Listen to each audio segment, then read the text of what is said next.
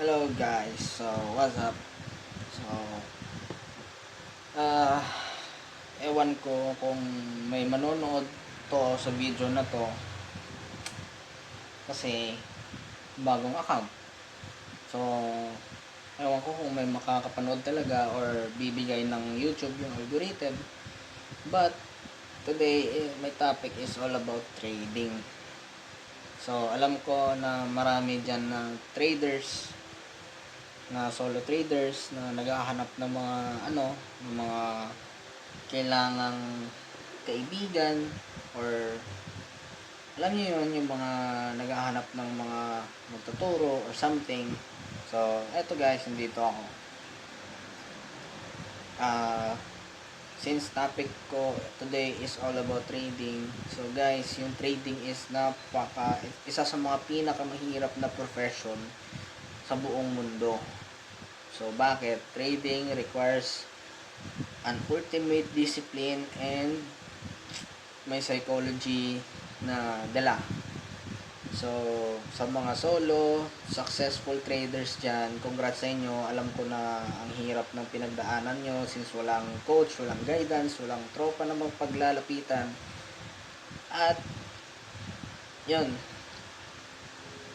since ang trading is mahirap, bilang isang trader, napakahirap talaga mag-trade, no? If wala kang kaalam-alam, wala kang guidance, wala kang coach, like ikaw lang yung mag-aaral mismo, talagang maiisip mo minsan na susuko ka talaga.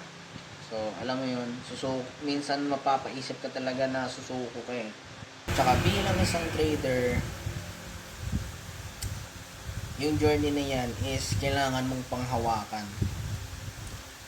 Hindi totoo na yung trading is hindi mag-workout. Mag-workout talaga yan guys. Bakit? Lahat ng mga bagay dito sa mundo na nasa inyo, like talent nyo, yung work nyo, nakuha nyo nga eh. Trading hindi. Imposible guys. Kaso nga lang, yung proseso ng trading, compare sa mga random jobs, kung iisipin natin, is hindi rin madali. Kung iisipin nyo, or titingnan nyo ulit, yung estado ng ng mga successful companies, nag-start sila like yung mga Amazon, Nike, yung mga company niyan, hindi madali yung pinagdaanan nila. So, trading din. Hindi madali yung proseso mo. Like, hindi mo siya, kumbaga walang shortcut sa ganong larangan, sa ganong industry. Walang shortcut. Kailangan mo talagang isa-isahin yung mga pangyayari. So, what I say is, bilang isang trader, napakahirap. Parang ang dami mong obligasyon sa sarili mo na kailangan mong isa-isahin, like manually, no? Parang talagang ikaw talagang magko-control, like parang simulator lang.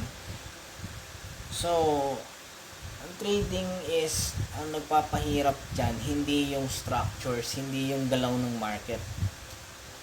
Yung nagpapahirap sa trading, yung mga sinasabi nila na it takes 3 to 6 years or more to be a successful trader, totoo yan. Pero hindi sa storyang structures yung ibig sabihin nila. Alam nyo bakit? Yung ibig sabihin nila is all about yourself. Bakit it's all about yourself? Kasi yung trading is nagre-require yan ng matinding disiplina at saka may dalang psychology. So kung wala kang psychology sa sarili mo, wala kang disiplina, talagang mahihirapan ka guys. Mahihirapan kayo dun. Yan yung nagpapatagal sa journey ng trading mo. Sa journey ng trading nyo. Yung psychology tsaka yung pagdidisiplina, since or if ever na wala kang discipline pagdating sa trading. So, ewan ko lang kung sa mga sa mga solo newbie traders diyan, kung namamaster mo or yun yung mga nababasa or nakikita mo na yung target profit mo is ganun lang sa isang araw, yung cut loss mo sa ganung araw. If nagagawa mo, ulit-ulitin mo, wag mo nang ibahin. Kasi nangyari na yan dati sa akin eh. Magsiset ka ng ng target profit, yung cut loss mo or stop loss. Pag nung iniba ko yung psychology ko, wala. Ulats talaga. If marunong ka na, tsaka naging consistent ka na, tapos nagkaroon ka ng big loss, just remember that you need to accept that loss. Hindi na yan mababalik sa'yo. Hindi na yan i-return ng market. Kasi yung market is market. Walang pakiyan sa'yo. Sa totoo lang. Kailangan mong gawin is to accept the defeat.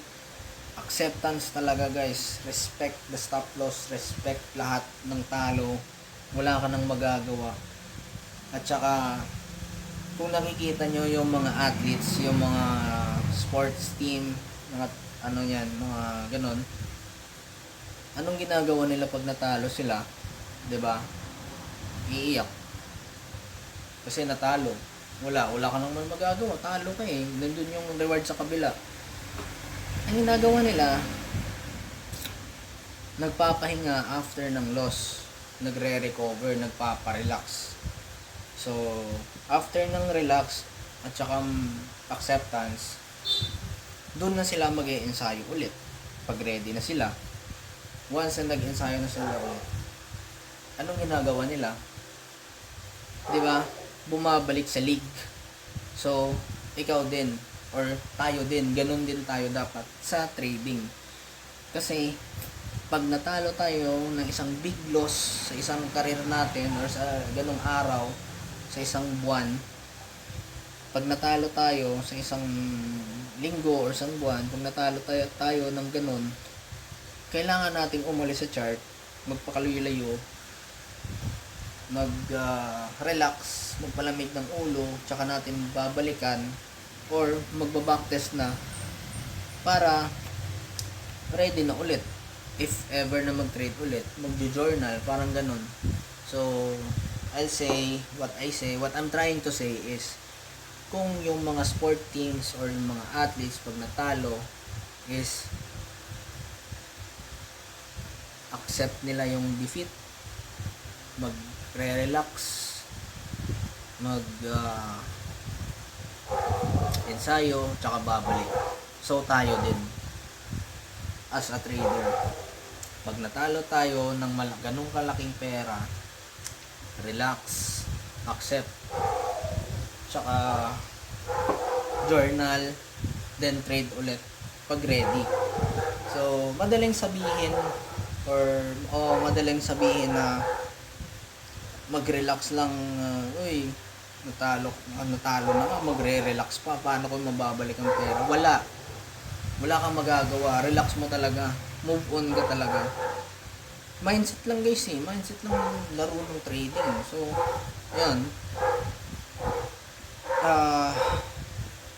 kailangan mo lang talagang i-master yung sa trading kasi doon ka naman mamamanhid dito ka talaga mamamanhid, like dito ka magkakaroon ng wala kang pake sa lahat. Ang kailangan mo lang gawin is mag-accept at saka mag-enjoy, mahalin mo yung ginagawa mo. At guys, sa mga newbie traders dyan na mga gustong matuto pala, pwede kayong sumali sa community namin. Or kung wala kang community, pwede kang sumali sa amin. Nagbibigay yung nagbibigay yung community namin ng signals, ng libre, at saka may live class din. Kung gusto nyo sumali, comment down below, at saka i-add ko kayo, or bibigyan ko kayo ng access. Hindi naman ako head coach, kasama lang sa mga nagtuturo, pero yun nga, pwede ko kayong i-add. Yan. Balik tayo sa topic. yung trading is kailangan mo lang talagang i-trade kasi yung trading actually business din yan eh. So shoutout pala kay paring Kyle FX, no? Siya yung head coach. So yun, balik tayo sa topic. Yung trading is kailangan mo lang talagang i-master yung i-master yung mindset mo, hindi yung the way na mag-trade kasi malalaman mo din naman yan eh na ikaw lang, or if may magtuturo sa iyo malalaman mo lang talaga yan eh. Yung hindi lang malalaman o hindi lang maituturo ng isang coach is yung disiplina para sa sarili mo. Yung disiplina na yan is ikaw lang yung makakaalam. Kasi ikaw, sarili mo yun, ikaw yung may hawak, ikaw yung may control. So ayan guys, siguro stop ko na yung video na to.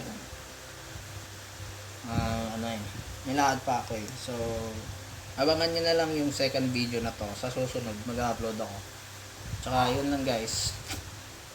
So sana kung may point man or may makakapanood man sa video na to, wala, di congrats sa akin, or may makakarelate, then wala, mag-comment kayo kung ano yung journey nyo as a solo trader dyan, ng mga newbie, at babasahin ko yan. If may maitutulong ako, go ako dyan sa inyo, meaning akong tumulong sa inyo. So yan,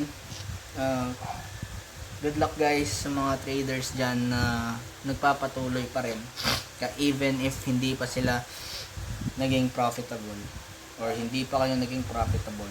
So guys, I suggest continue lang, huwag niyong bitawan, sayang eh. So guys, that's it, I'm out. Thank you for watching and see you soon, or see you at the top. Tsaka okay, good luck.